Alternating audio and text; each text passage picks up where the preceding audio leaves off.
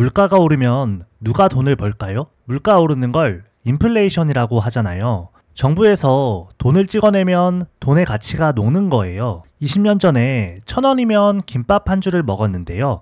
지금은 4,000원입니다. 물가가 무려 4배가 오른 거예요. 돈이 많든 적든 모두가 인플레이션 영향을 받습니다.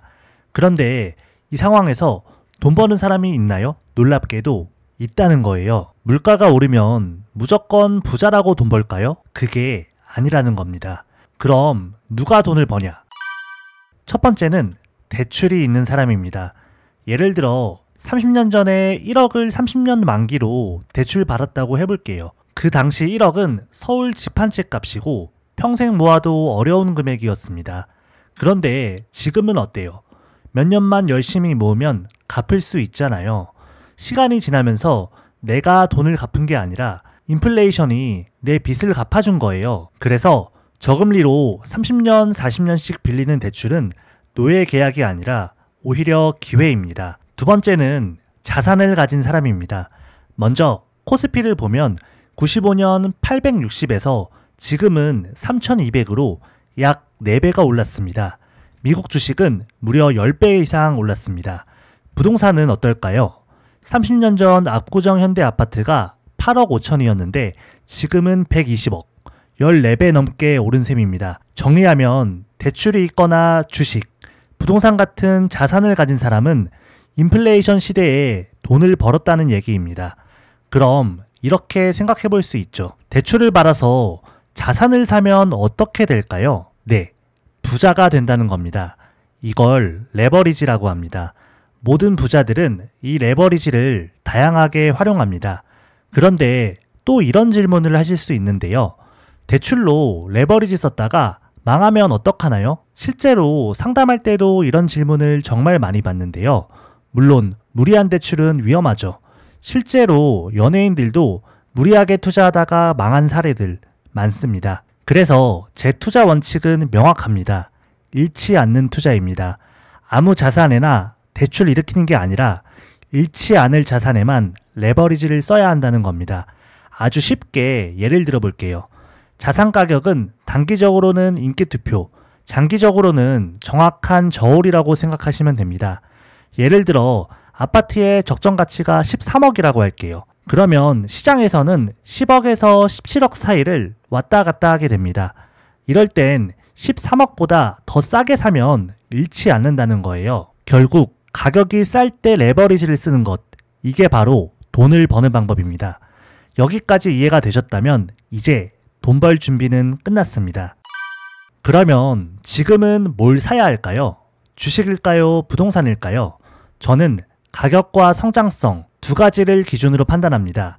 가격은 지금 싸냐 비싸냐, 성장성은 인플레이션을 따라갈 수 있느냐입니다. 지방 아파트부터 비트코인까지 뭐가 싸고 비싼지 제 생각을 말씀드려 볼게요. 영상 잠깐 멈추고 각자 먼저 생각해 보시면 좋겠습니다. 이건 정답이 아니고 제 개인 분석이니 참고만 해주세요. 먼저 현재 제일 싸다고 생각하는 건 지방 아파트입니다. 현재 가치 대비 가격이 상당히 저렴한 구간이고 몇몇 지역은 더 떨어질 게 없습니다. 물론 장기적으로는 지역마다 인플레이션을 못 따라가는 곳도 있을 겁니다. 다음은 국내 주식과 15억 이하 아파트입니다. 특히 아파트는 8에서 9월 추석 전까지 규제 적응기이자 급매 타이밍이라고 보고 있습니다. 돈 풀리는데 선수 없거든요. 물론 지역별로 차이는 있습니다. 다음 국내 주식도 아직 싼 구간이라고 생각합니다. 물론 올해 초 코스피 계속 매수하라고 말씀드렸을 때보다는 벌써 50% 가까이 올랐지만요. 그래도 정부의 주가 부양 의지가 굉장히 강한 상황이기 때문에 정부의 뜻을 거스릴 필요는 없다고 생각합니다. 반면 15억 이상 고가 아파트는 지금 싼 구간은 아니라고 봅니다. 작년엔 저평가 구간이었기에 반드시 매수해야 된다고 말씀드렸는데요. 지금은 15억 이하를 집중적으로 봐야 할 때입니다. 장기적으로는 우상향하겠지만 수익률 관점에서 따져볼 필요가 있습니다. 물론 무주택자라면 지금도 사는 게 맞습니다. 다음 미국 주식은 장기적으로 우상향할 가능성이 높지만 현 시점에서 가격이 싼지는 조금 의문입니다. 물론 장기 투자로 분할 매수하는 전략은 괜찮습니다. 마지막으로 비트코인은 개인적으로 여기 어디쯤 있다고 생각합니다. 이렇게 대표적인 6가지 자산에 대해 말씀드렸습니다. 여러분 생각은 어떠신가요? 댓글로 의견 남겨주시면 좋을 것 같습니다. 그런데 이런 의문이 생길 수 있는데요. 가격이 싸면 무조건 오르고 비싸면 떨어질까요? 반드시 그런 건 아닙니다. 단기적으로는 가격이 비싸도 계속 올라갈 수 있고 더 떨어질 수도 있습니다. 결국 일정 구간 안에서 왔다 갔다 할 겁니다. 그렇다면 이 중에서 도대체 무엇을 사야 할까요? 제 결론은 이렇습니다. 레버리지를 일으켜서 잃지 않는 자산을 사면 됩니다. 그 중에서도 제가 생각하는 잃지 않는 자산은 지방아파트, 국내 주식, 15억 이하 아파트입니다. 이 중 주식은 현실적으로 레버리지를 활용하기 어렵고 아파트는 상대적으로 안전하고 레버리지 활용도 쉽습니다. 결론적으로 지금은 집을 사야 할 때입니다. 수도권이든 지방이든 15억 이하라면 괜찮습니다. 물론 너무 단순한 결론 아니냐, 미국 주식 수익률이 더 높은 거 아니냐, 이렇게 물어보실 수 있습니다. 지난 영상에서 설명드렸지만 미국 주식, 국내 주식, 강남 아파트의 수익률은 장기적으로 거의 비슷합니다. 다만 난이도와 레버리지를 고려하면 실제 수익률은 아파트가 훨씬 높습니다. 주변만 봐도 주식으로 부자된 사람보다 부동산으로 부자된 사람들이 훨씬 많습니다. 물론 내가 주식을 정말 잘한다. 그렇다면 당연히 주식을 하셔도 됩니다. 하지만 제가 증권업 종사하는 입장에서 말씀드리자면 주식으로 성공하는 건 정말 쉽지 않습니다. 주식으로 성공하려면 일주일에 최소 50시간 이상은 공부해야 하는데요. 그게 어렵다면 내 집 마련을 먼저 하시기 바랍니다. 그리고 인구 줄어든다, 부동산은 끝났다, 이런 얘기들이 많지만 수도권이든 지방이든 구조상 그렇게 흘러가지 않습니다. 하락론자 유튜브는 이제 그만 보셨으면 좋겠습니다. 그렇다면 누가 부자가 되고 누가 가난해질까요? 댓글을 보다 보면 특히 집값 얘기에 분노하는 분들이 많은데요. 내가 돈이 없는 것도, 집값이 이렇게 비싼 것도 전부 나라 탓이라고만 생각하는 분들이 많습니다. 투기꾼들은 싹 잡아야 된다, 이렇게 얘기하는데요. 비슷한 사례가 18세기 프랑스에도 있었습니다. 바로 로베스피에르의 우유 사건입니다. 로베스피에르는 모든 시민이 값싼 우유를 마실 권리가 있다며 우유값을 반값으로 강제로 인하했습니다. 그 결과 어떻게 됐을까요? 축산 농가는 젖소 사육을 포기하고 전부 도축하기 시작했습니다.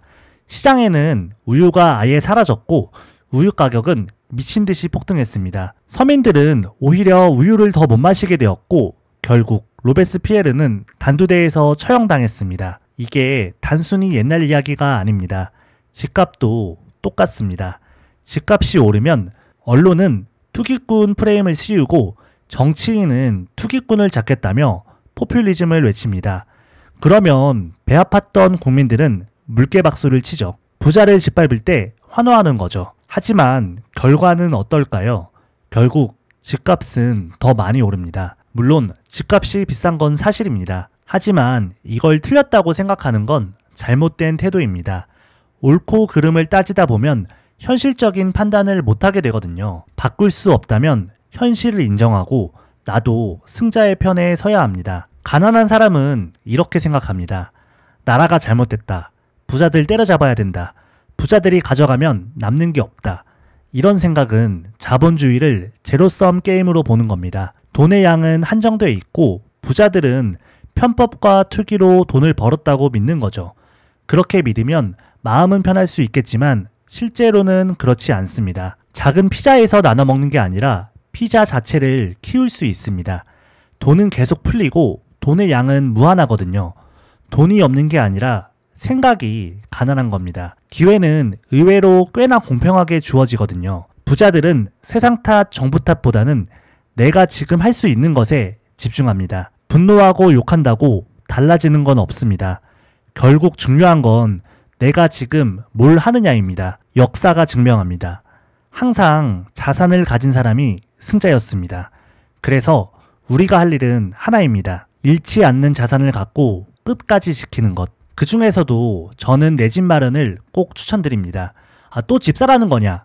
이렇게 말씀하실 수도 있겠죠. 주식을 정말 잘한다면 당연히 주식을 하셔도 됩니다. 그게 아니라면 최소한 내가 살 집만큼은 갖고 있어야 합니다. 아는 것과 행동하는 건 다릅니다. 지금 내 손에 등기가 없다면 지금 행동하셔야 합니다. 지금처럼 시장이 잠깐 주춤할 때가 진짜 기회입니다. 궁금하신 점은 댓글 남겨주시면 답변 드리겠습니다. 인플레이션은 앞으로도 계속될 겁니다. 김밥 한 줄이 1,000원 하던 시절이 있었죠. 지금은 4,000원이 넘습니다. 돈의 가치는 점점 줄어들고 자산 가격은 계속 오릅니다. 지금 너무 비싸요. 떨어지면 살게요. 이런 얘기하는 분들이 정말 많은데요. 그런데 떨어지길 기다렸다가 아무것도 못 산 분들이 진짜 많습니다. 1, 2천만 원 싸게 사겠다고 버티다가 2억, 3억 올라버리는 경우도 많고요. 그러다가 벼락거지가 돼서 결국엔 나라 탓을 하고 가난한 마인드를 갖게 되는 거예요. 지금의 선택이 나뿐만 아니라 미래의 우리 가족과 자녀의 운명까지 바꿀 수 있습니다. 사실 저도 이렇게 얘기하면 욕하시는 분들이 계시다는 거 알고 있습니다. 하지만 저는 듣기 좋은 말보다는 진짜 도움되는 이야기를 드리고 싶습니다. 상담하는 거 당장 큰 돈도 안 되는데 왜 하세요? 이런 질문을 자주 받습니다. 근데 저한테는 이렇게 알려주고 조언해주는 사람이 없었거든요. 제가 많은 시행착오를 겪은 만큼 여러분은 그런 어려움을 겪지 않길 바라는 마음입니다. 실제로 도움되는 이야기를 드리고 싶습니다. 꼭 집이 아니어도 좋습니다. 잃지 않을 수 있는 자산을 반드시 소유해야 합니다. 그 중에서도 저는 집을 사는 게 가장 효율적이고 지금 시기적으로도 좋다고 생각합니다. 그래서 내 집 마련을 가장 먼저 추천드리는 겁니다. 지금의 선택이 남들보다 앞서가는 큰 도약이 될 겁니다. 만약 지금 당장 결정하기 어렵다면 고민하고 질문하는 것 자체가 부자가 되는 첫 단추라고 생각합니다. 제가 드리는 한마디 한마디가 누군가의 인생에는 중요한 전환점이 될 수 있다는 걸 알고 있습니다. 그래서 서로의 소중한 시간을 조금이라도 더 의미 있게 쓰고 싶습니다. 영상으로 보여지는 건 10분 남짓이지만 많은 고민과 진심을 담아 최선을 다해서 만들고 있습니다. 다음 영상도 기대해 주시고요. 오늘 영상이 도움되셨다면 구독과 좋아요 그리고 공유도 부탁드립니다. 그리고 궁금하신 점이 있다면 혼자서 끙끙 앓지 말고 댓글 남겨주시면 답변 드리겠습니다. 마지막으로 잃지 않는 자산을 꼭 소유하셨으면 좋겠습니다. 오늘도 행복한 하루 되시고 내 집 마련 꼭 성공하시길 진심으로 응원하겠습니다.